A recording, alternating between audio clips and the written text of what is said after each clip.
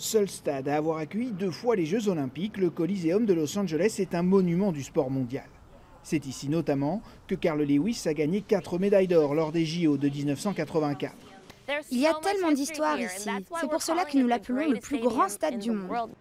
Adolescente, en 1984, Maria garde un souvenir ému de la cérémonie d'ouverture.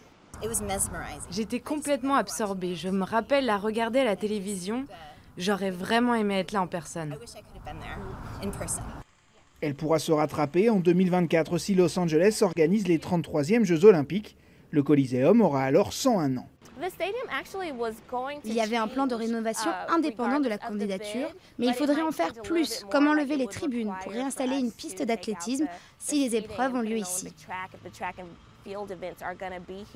En plus du Coliseum, Los Angeles dispose déjà de nombreuses infrastructures sportives, d'où la confiance du maire Eric Garcetti dans son dossier. Los Angeles est prête pour les Jeux. Les Jeux font partie de notre ADN.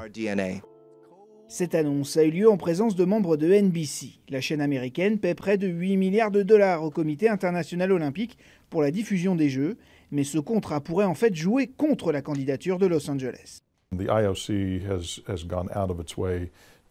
Le CIO a fait tout ce qu'il pouvait pour garder ses distances avec les États-Unis et NBC.